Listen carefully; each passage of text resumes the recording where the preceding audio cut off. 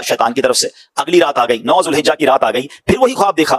صبح یقین کر لیا کہ یہ خواب میرے رب کی طرف سے ہے, یہ حکم مجھے رب نے دیا ہے, اس لیے یوم العرفہ اس دن کا نام پڑ گیا پہچان کا دن, کنفرمیشن ہو گئی آپ کی. اور پھر سبحان اللہ 10ویں رات پھر وہی خواب دیکھا, تو اب آپ نے صبح اس خواب پر عمل کرنے کی نیت کر لی, تو اس لیے 10 ذوالحجہ کا دن یوم النحر کہا جاتا ہے, یعنی ذبح کا دن. تو یہ 3 نام پڑھنے کی وجہ یہ ہے. اب ذرا سوچئے میرے پیارے اسلامی بھائیوں, جس بچے کو دعاؤں سے التجاؤں سے پایا ہے, اب رب کا حکم ہے اسے قربان کرنا ہے, اللہ کی رضا پر یہ خاندان کیسا راضی ہے. آپ نے کیا کیا کہ آپ اپنے بیٹے کو, جن کی عمر 7 سال یا ایک روایت کے مطابق 13 سال یا اس سے کچھ زائد ہے, اب آپ لے کر چلتے ہیں. کہاں لے کر چلتے ہیں؟ ذبح کرنے کے لیے. اب شیطان ایک جان پہچان والے شخص کی صورت میں ظاہر ہوتا ہے اور کہتا ہے ابراہیم کہاں جا رہے ہو؟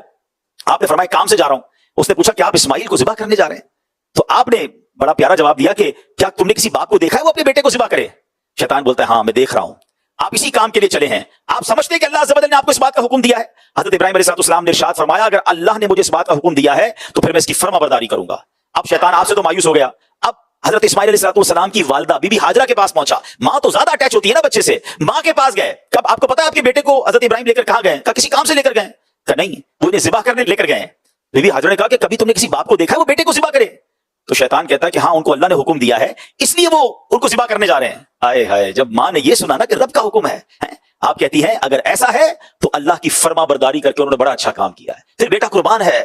اچھا اب دونوں جگہ سے مایوس ہو گیا شیطان. تو اب 7 سال کی حضرت اسماعیل یا ایک روایت کے مطابق 13 سال, کوئی بڑی عمر نہیں ہے, وہ ان کے پاس آتا ہے اور کہتا ہے کہ آپ پتہ ہے کہاں جا رہے ہیں, کیوں جا رہے ہیں؟ آپ کے والد آپ کو ذبح کرنے لے جا رہے ہیں. تو کیا خوبصورت وہ بیٹا جواب دیتا ہے کہ اللہ عز و جل کے حکم پر اگر مجھے ذبح کر رہے ہیں تو یہ بہت اچھا کر رہے ہیں. سبحان اللہ سبحان اللہ. ذرا سوچئے میرے پیارے اسلامی بھائیوں, وہ لوگ جن سے تھوڑا وقت قربان نہیں ہوتا, وہ لوگ جن سے تھوڑا مال قربان نہیں ہوتا, اپنی خواہشات کی قربانی نہیں دے پاتے, یہ پورا خاندان تیار ہے اللہ کی راہ میں اس نونہال کو, اس چہیتے بیٹے کو ذبح کرنے کے لیے. اب جب شیطان بالکل ناکام ہو گیا نا, تو اب جمرے کے پاس آیا تو حضرت ابراہیم علیہ السلام کو فرشتے نے کہا کہ اسے کنکریاں ماریں. آپ نے اسے 7 کنکریاں ماری, شیطان ہٹ گیا. دوسرے جمرے کے پاس آیا, فرشتے نے عرض کی حضور دوبارہ ماریں. آپ نے دوبارہ اسے 7 کنکریاں ماری. تیسرے جمرے کے پاس وہ پہنچا, حضرت ابراہیم نے فرشتے کے کہنے پر پھر کنکریاں ماری. اب ان تینوں مقامات پر جو حاجی جا کے کنکریاں مارتے ہیں, جو واجب ہے حاجیوں کے لیے, مگر سوچئے آج ہمیں تو کہا گیا کہ جمرے کو جا کے کنکری مارنی ہے, مگر وہاں تو شیطان آیا تھا, بہکانے آیا تھا, اللہ کی راہ میں اتنی بڑی قربانی دینے سے روکنے آیا تھا.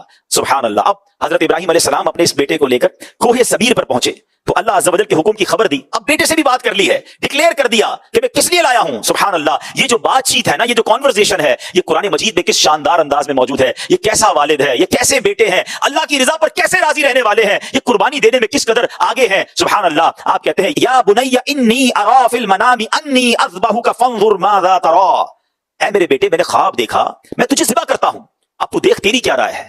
بیٹے سے سوال ہی کر لیا, رائے پوچھ لی.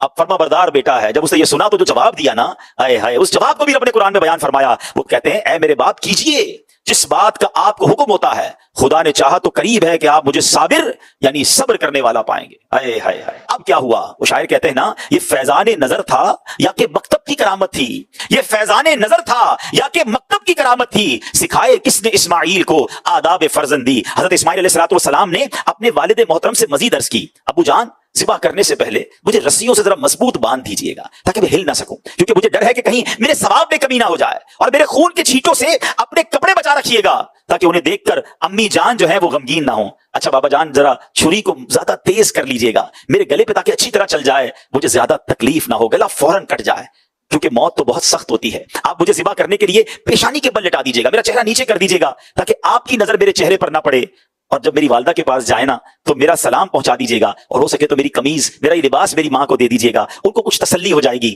صبر آ جائے گا. کیا دنیا نے ایسا کوئی منظر دیکھا ہے کہ ذبح ہونے والا, ذبح کرنے والے اپنے والد سے کہہ رہا ہے کہ مجھے ذرا زور سے باندھ دیجیے گا, چھری کو تیز کر دیجیے گا, میرے چہرے کو آپ نہ دیکھیے گا, مجھے الٹا لٹا دیجیے گا. کرنا وہی جو رب کا حکم ہے. Everybody is ready there. سوچیے نا میرے پیارے اسلامی بھائیو, یہ کیسے افراد تھے, یہ اللہ کے کیسے برگزیدہ بندے اور کیسے شخصیات ہیں. کیوں نہ ان سے محبت کریں اور ان کی اس پوری سیرت سے سیکھیں. آج دنیا بھر میں قربانی تو ہو رہی ہے, لیکن شاید یہ فلسفہ, یہ داستان, یہ قربانی کیسی داستان رقم کی گئی اور اللہ کی کیسی رضا حاصل کی گئی, ہمیں یاد ہو تو پھر ہم اس پر کچھ عمل کرنے کی کوشش کریں نا. اب کیا ہوتا ہے, حضرت ابراہیم علیہ السلام نے فرمایا اے میرے بیٹے تم اللہ کے حکم پر عمل کرنے میں میرے کیسے عمدہ مددگار ثابت ہو رہے ہو. پھر جس طرح حضرت اسماعیل علیہ السلام نے کہا اسی طرح ان کو باندھا بھی گیا, چھری کو تیز بھی کیا گیا. حضرت اسماعیل علیہ السلام کو پیشانی کے بل لٹا دیا گیا, ان کے چہرے سے نظر ہٹا لی گئی اور ان کے گلے پر چھری چلا دی. ہائے ہائے, پر وہ تو کر چکے جو کرنی بشر کی ہے, انہوں نے اپنے ذمے کا کام کر دیا نا, مگر چھری نے اپنا کام نہ کیا, گلا نہ کٹا. اسی وقت حضرت ابراہیم علیہ السلام پر وحی نازل ہوئی اور قرآن